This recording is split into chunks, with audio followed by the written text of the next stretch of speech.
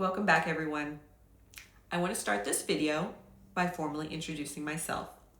My name is Raven Dragonwolf. Today's video is all about my origin story. I grew up in a small town south of Houston with my grandparents.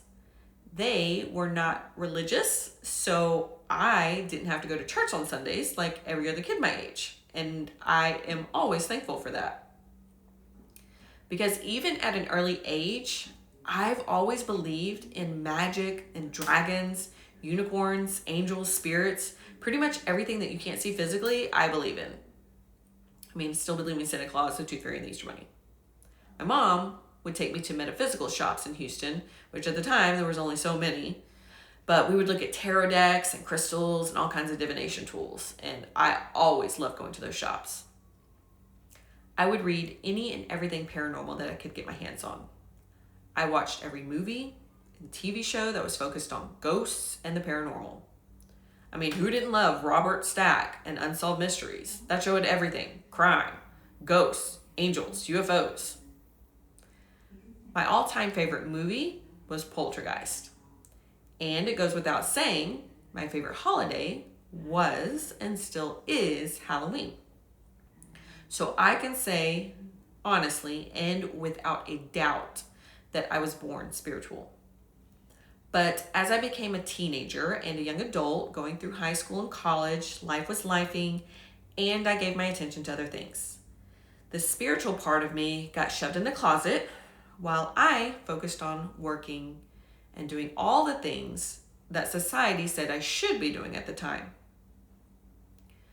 When I turned 24, I became the proud fur mama to a beautiful husky. She literally was the unicorn of huskies. She was my soul dog, and I still consider my soul dog. She went everywhere with me. She was with me more than any human being was. We went shopping. We went on road trips together. And like any pet parent knows, we have to say goodbye to them sooner than we'd like. And I had to say goodbye to her sooner than I anticipated. She was only 5 when the vet told me that she had cancer and that it had already spread everywhere and there was really nothing that they could do. And so it was a complete shock to me, and I never imagined that I wouldn't be bringing her home with me. So needless to say, I was completely devastated. She was the first loved one that had passed away in my entire life up until that point. I had never had anyone pass away on me before. So grief really took over because I never dealt with grief before. So there were many days that I struggled, but what I didn't know at the time was that that event was going to bring me back to my spiritual journey. I had to start processing my grief. And in doing so, I started seeing things differently. Life was so much more precious. Certain things that seemed important started to feel trivial. I stopped letting things upset me because I didn't want to waste my energy on being sad or angry or any of those kinds of emotions.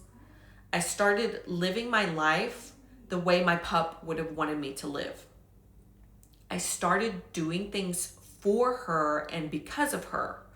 I felt a sense of purpose more than I ever had.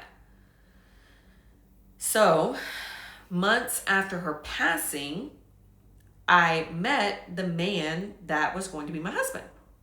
And he always asks how we ended up together. And I tell him every time that it was because of her.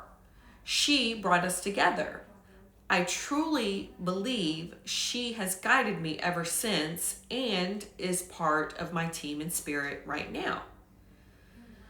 So it's been 16 years since her passing, and in that time, I have had the privilege of being a fur mom to 9 more huskies. I've had to say goodbye to 5, but a few of those I have actually helped cross over. In the last 3 years, I have really taken a deep dive into various subjects. one being Reiki. I took Reiki 1, 2, and 3 online, and I received my attunements for all 3. And then I took all 3 courses in person to really see the hands-on approach. I like to learn by seeing, hearing, and doing, like all the things. But I also learned that energy can travel through time and space, so being physically present doesn't really matter.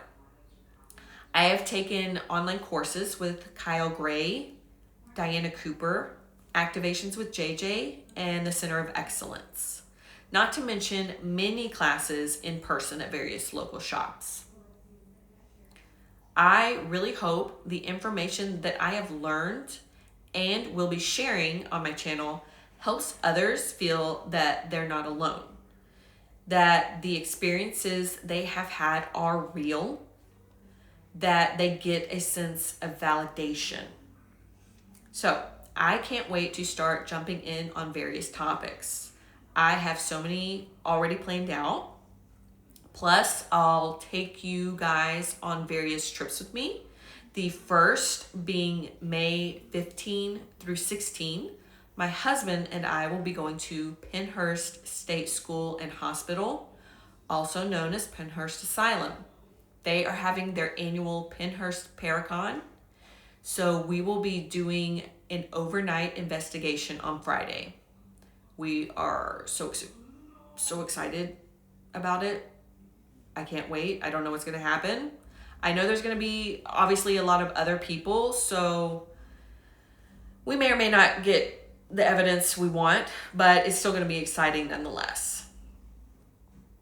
But I want to thank you for watching, and until next time, take care of your energy.